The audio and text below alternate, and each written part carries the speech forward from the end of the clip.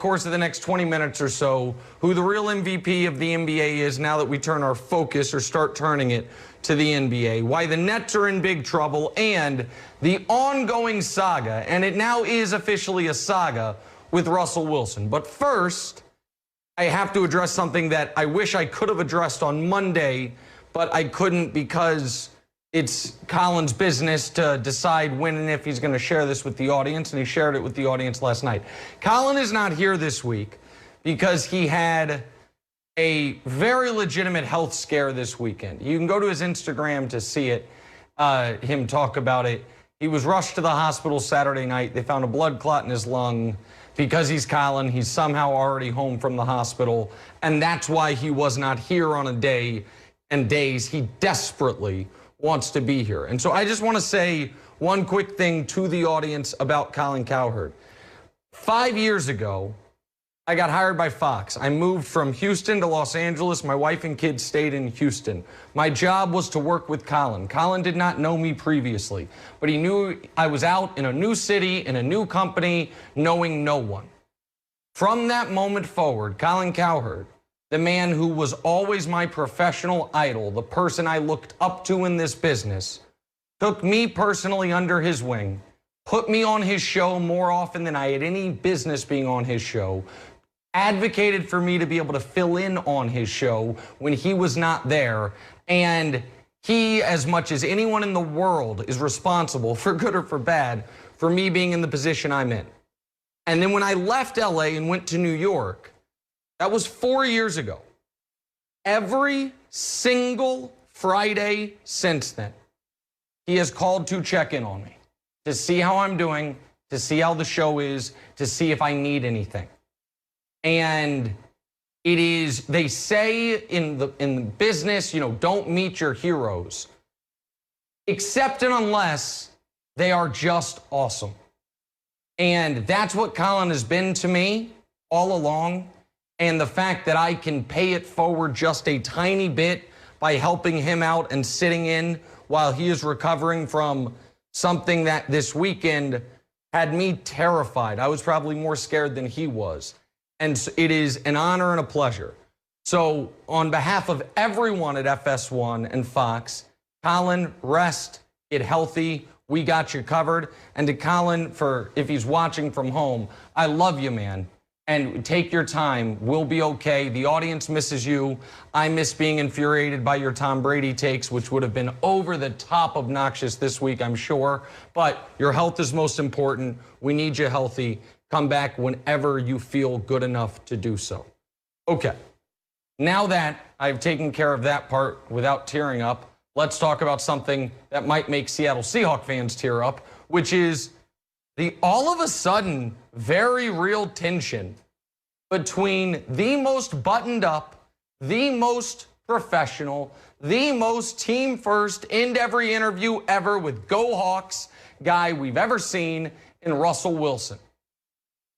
Russell Wilson has made a conscious choice this offseason to depart from how he has always done business and to speak publicly and openly about some frustration within the organization, about not having a big enough seat at the table of the decision makers, and the closest thing to criticism of teammates that we've ever heard from Russell Wilson when he talks about getting hit too much.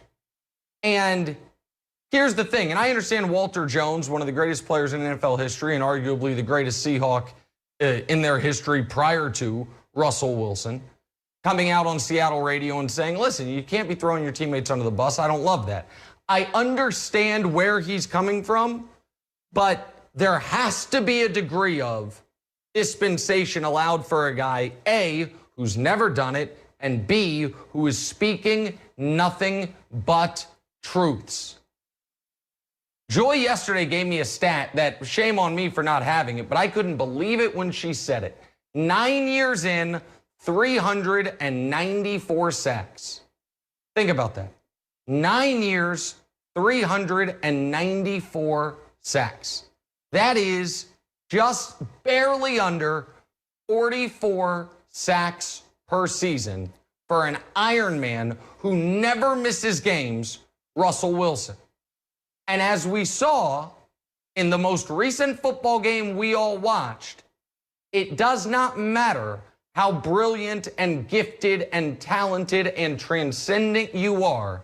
If you are constantly under duress, if you are constantly under pressure, if you are constantly concerned about someone coming straight up the middle and hitting you in the mouth, you are going to struggle.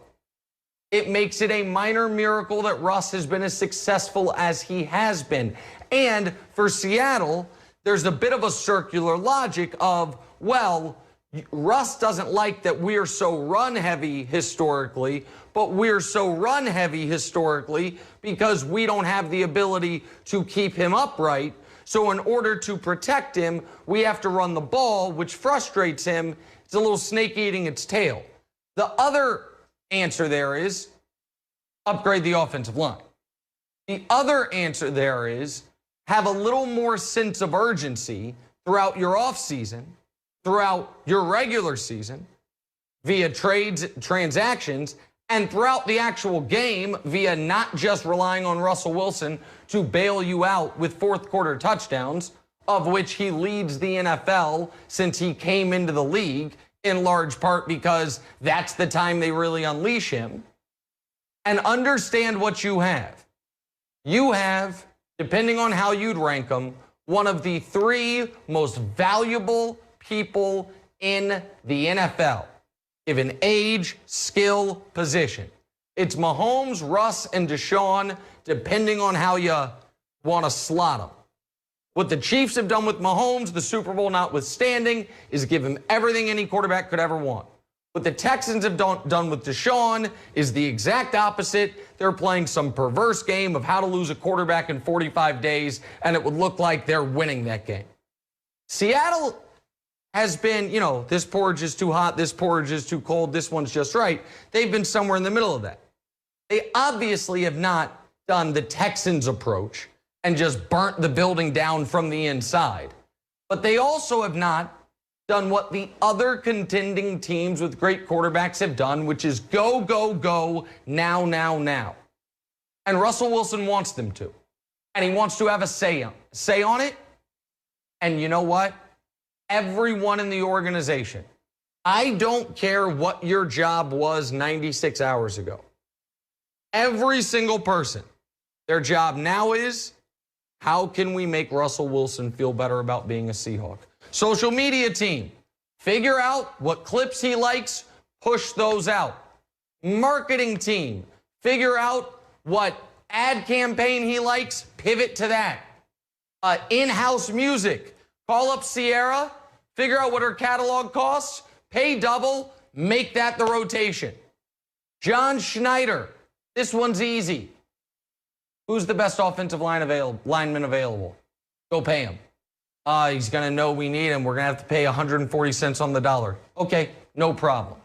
Because without Russell Wilson, you don't matter. In the 30 years prior to Russell Wilson coming there, you had two memorable moments as a franchise. One was one of the most unwatchable Super Bowls in memory, and the other was Matt Hasselbeck saying, give us the ball, we're going to take the ball and we're going to score, and then throwing a pick six that went the other way. Since Russell Wilson's got there, you've been to two Super Bowls, should have won them both. You're always competing, but you're not quite good enough anymore to be a Super Bowl favorite. Russell Wilson wants to change that. He doesn't want to watch Super Bowl 56 sitting between Roger Goodell and Sierra. He wants to be playing on the field, having people watching him. And if you're worried about setting a precedent or you're worried about what this means for other guys, there is no precedent. He is the precedent. He is the franchise. You make different rules for him. So whatever it takes to make the most valuable employee in the history of your company feel loved, you do it. And he's giving you the blueprint. He's not asking out like Deshaun. You don't want to even let it come close to getting that far. So, word to the wise, Seattle, Russell Wilson's in charge. He's never played this leverage card. He is right now. You better listen to him. Now, there is a guy who plays that leverage card quite often and quite successfully in another sport. And he also happens to double as not only the best player in the sport, but the MVP of the sport this year.